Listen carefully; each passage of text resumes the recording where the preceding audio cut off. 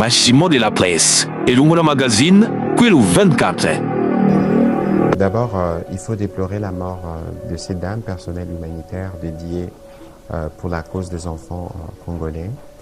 Et je crois que c'est dans les communiqués d'hier, nous avons eu l'occasion non pas seulement de lui rendre hommage, mais de rendre hommage à tous les personnels humanitaires qui sont particulièrement mobilisés dans un contexte d'occupation. N'oubliez pas que c'est les Rwandais qui a exporté ou qui a fait de Goma et des Bukavu des endroits malheureusement où ils commettent de crimes, et pas seulement de crimes, mais en réalité ils ont exporté la guerre dans des milieux urbains. Souvenez-vous de ce qui s'est passé il y a une année et de la barbarie qui a caractérisé ces événements. Et les personnels humanitaires, c'est des personnes qui sont particulièrement mobilisées. Et je crois que nous, aujourd'hui, nous sommes très mobilisés lorsque nous parlons notamment de l'ouverture de l'aéroport de Goma, parce que nous pensons qu'il faut intervenir très rapidement pour apporter l'appui nécessaire aux populations qui se trouvent là-bas. Et les personnels humanitaires, ce sont aussi ceux qui nous renseignent les mieux de tout ce qui s'y passe, notamment d'autres crimes, etc. Et donc nous, on a été particulièrement touchés par ces disparitions, mais aussi des autres compatriotes qui sont décédés sur le coup. Alors ici, il faut rappeler, suivant l'esprit du communiqué que nous avions fait hier, nous avons parlé des enquêtes parce que ce sont les enquêtes qui vont déterminer. Donc moi, je n'irai pas comme vous pour dire qu'il y a eu frappe des drones et tout ça, jusqu'à ce que les enquêtes pourront établir. Mais nous savons aussi, et d'ailleurs, c'est Antonio Guterres qui les disait il y a quelques années, qui parlait des armes sophistiquées, qui parlait de tous ces dispositifs. Nous connaissons les méthodes du père et du fils, la violence avec laquelle ils opèrent, et donc il est important qu'à ces stades, on s'abstienne en attendant qu'une enquête vienne détailler, donner des détails de ce qu'il faut par rapport à ce qui s'est passé. Et pour le reste, nous qui sommes très engagés et respectueux du droit international humanitaire, ce n'est pas dans ce type d'action que nous pouvons aller, alors que nous considérons, nous respectons le travail qui est fait par les humanitaires, parce que c'est aussi ceux qui portent l'espoir pour nos populations qui vivent sous occupation.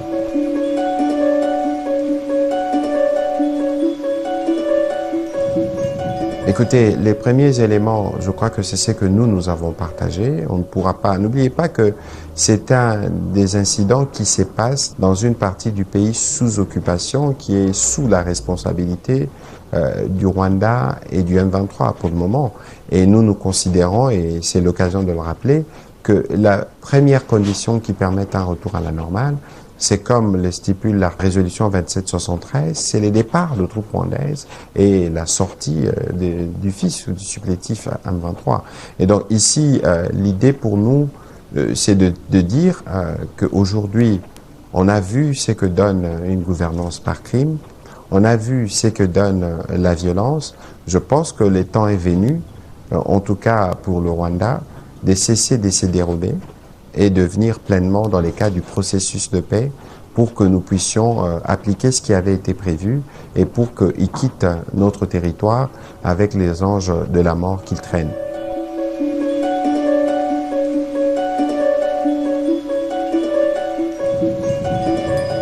Écoutez, on ne saura pas aller dans les détails parce que ça, c'est des questions qui vont relever maintenant des dispositifs qui se mettront en place. N'oubliez pas que nous avons une MONUSCO sur place.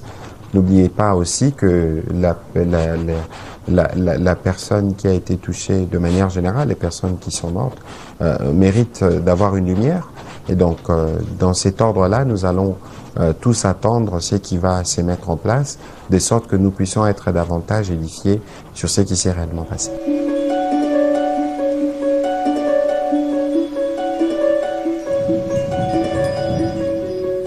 Il n'y a rien d'intriguant, nous connaissons les méthodes du père et du fils, la manipulation. Et d'ailleurs, j'ai vu des vidéos avec des camions, des personnes venant du Rwanda pour venir gonfler une manifestation en réalité qui n'en est pas une. De qui se moque-t-on? Goma enterre de morts tous les jours. Goma a enterré des personnes dans des conditions que je voudrais pas rappeler ici.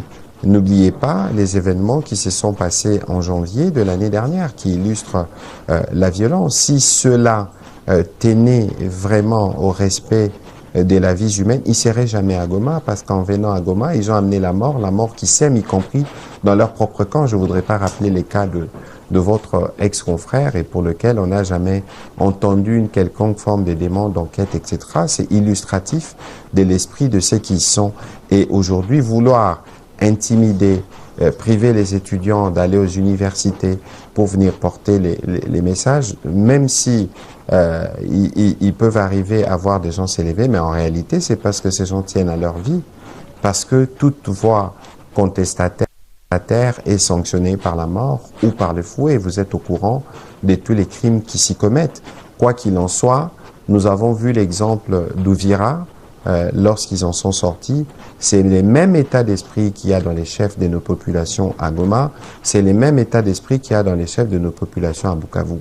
Je crois qu'aujourd'hui, tout le monde le sait, les occupants en premier, qui sont bienvenus chez nous et qui doivent rentrer au Rwanda, en tout cas pour les troupes rwandaises, et pour le reste, ils doivent aller dans les processus qui sont prévus, notamment les processus des désarmements et des démobilisations prévus par l'accord de Washington.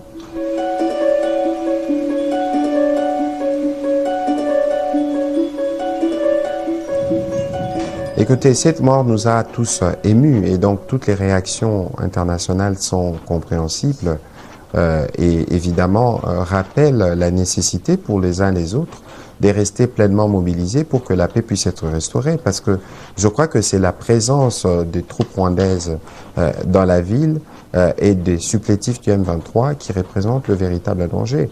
Et on connaît aussi les pyromanes qui crient aux sapeurs-pompiers. Nous connaissons plusieurs stratégies. Moi, je suis pas expert en balistique, je m'hasarderai pas sur le sujet, mais il est évident que la présence de troupes rwandaises est un facteur d'insécurité, est un facteur d'instabilité. Je vous ai donné l'exemple de comment eux-mêmes ont agi sur un de vos confrères. C'est illustratif de l'état d'esprit qu'ils ont. Et donc nous, on n'accorde aucune conscience à ce qui est dit tant par le père que par le fils. Si vous suivez les pères il y a quelques jours, il a reconnu lui-même son mensonge devant CNN. Et lorsque nous vous disons que le Rwanda, c'est un pays qui produit de manière industrielle le mensonge, les fake news, la désinformation, c'est pas ceux-là qu'il faut penser pouvoir trouver la vérité.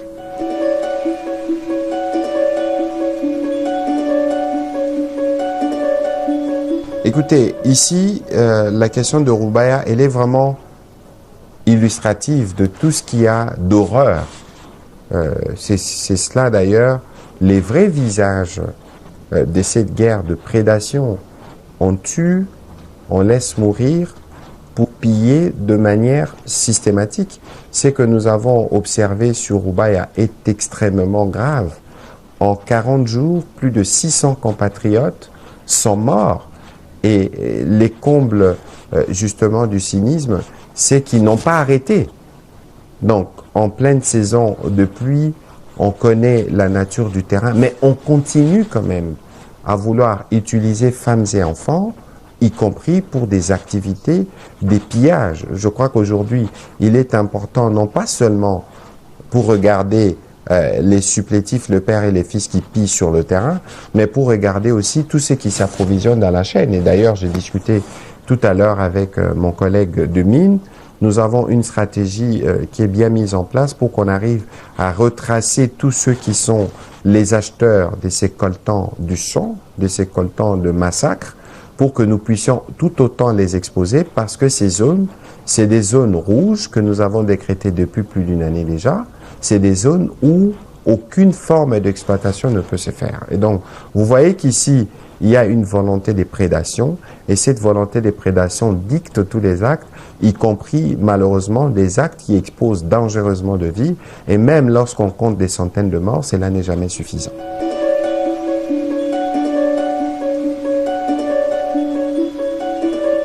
D'abord, vous faites bien de le rappeler, parce que nous, la guerre, elle ne se passe sur notre territoire. il y a des investissements publics, il y a des investissements de Congolais, mais bien avant tout cela, il y a des vies humaines qui sont congolaises. Et donc, évidemment que dans les règles d'engagement qui nous concernent, en parlant spécifiquement de nos forces armées, nous tenons compte de tout cela. Mais les autres n'en tiennent pas compte. S'ils en tenaient compte, ils n'auraient jamais envahi Goma. N'oubliez pas les scénarios, couper l'eau, couper l'électricité. Je ne voudrais même pas parler de la mort du gouverneur quelques jours plus tôt, pour s'assurer que tout est préparé pour amener plus de morts. On a attaqué des écoles, on a attaqué des hôpitaux, on a attaqué des camps de déplacés, parce que c'est cela l'ADN du Rwanda. Et donc aujourd'hui, nous, nos forces armées ont toujours été dans une posture défensive. Posture défensive, ça veut dire que nous nous assurons de bloquer, de freiner l'expansion territoriale, mais nous assurons aussi, chaque fois que de besoin, de protéger nos populations. C'est bien ça notre devoir, parce que nous sommes, n'oubliez pas, notre armée a les devoirs et la responsabilité de protéger le territoire et de protéger les compatriotes. Ce sont les autres seigneurs de la mort qui viennent, avec toute la barbarie qu'on leur reconnaît, poser des actes totalement répréhensibles pour lesquels, je dois rappeler, nous avons un front judiciaire et pour lequel, en tout cas, aucun détail ne sera oublié, parce que cette fois-ci, à la différence des aventures précédentes, nous les amènerons à la justice pour qu'ils puissent en répondre. Alors, sur les processus de paix que vous abordez, je crois qu'ici, il y a lieu de rappeler que nous avons commencé les processus de paix ou des discussions avec le Rwanda depuis le mois de juillet 2022. Nous sommes aujourd'hui à la 4e année. Nous étions au 15 décembre 2024 sur le point d'en finir. Mais vous savez ce qui s'est passé. Non pas seulement que le père n'est pas venu, donc le Rwanda n'est pas venu, mais nous avons vu comment la situation sécuritaire s'est dégradée par la suite. Parce qu'en réalité, toute idée de paix, toute volonté qui va vers l'apaisement contrarie totalement les intérêts du président rwandais, parce que pour lui, son économie ne peut vivre qu'en ayant cette instabilité à l'est de la RDC qui permet de voir ces pillages entretenus notamment à Rubaya, comme nous l'avons évoqué tout à l'heure. Et donc aujourd'hui, il est évident que s'il y a un acteur qui ne veut véritablement pas du retour de la paix, c'est le Rwanda. Vous avez vu ce qui s'est passé à Uvira après la signature à Washington.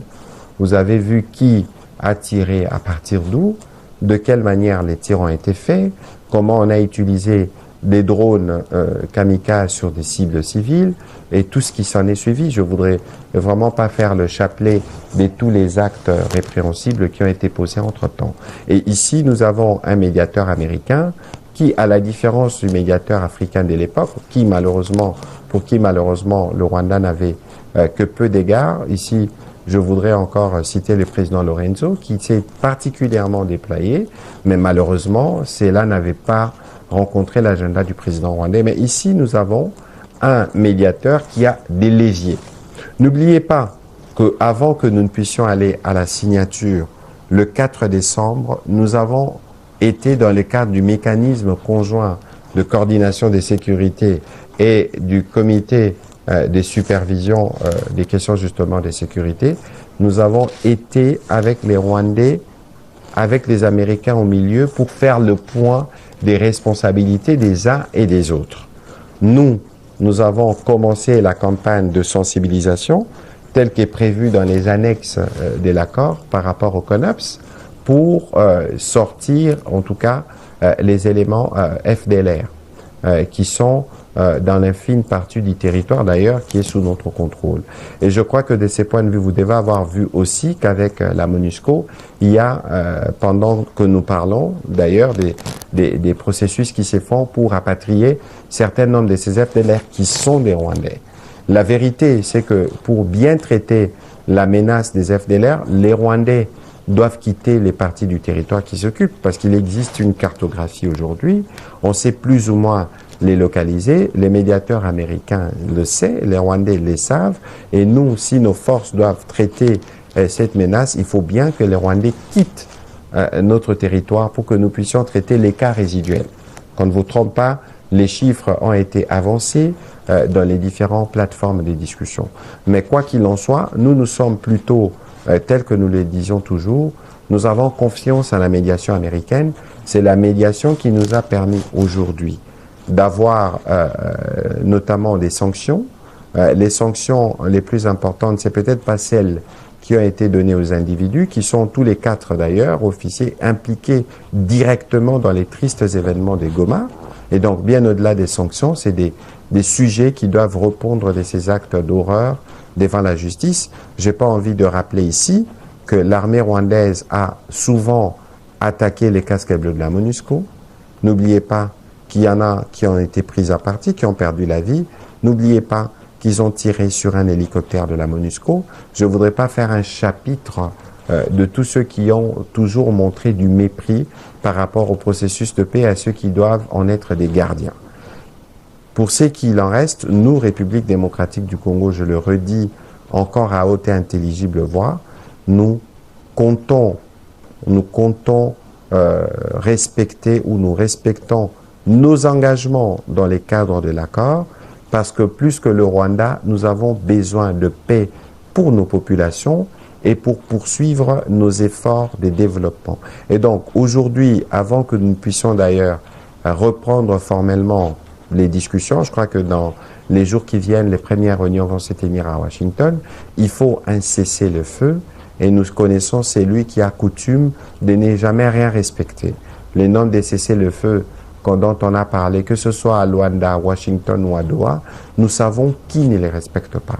Avec les sanctions qui commencent déjà à produire les résultats, sûrement que vous avez entendu que l'Union européenne ne va plus financer les déploiements de forces rwandaises au Mozambique. C'est une des conséquences, parce que lorsque toute l'armée est sanctionnée, ça veut dire que les programmes sont compromis, les financements sont compromis, et nous espérons que les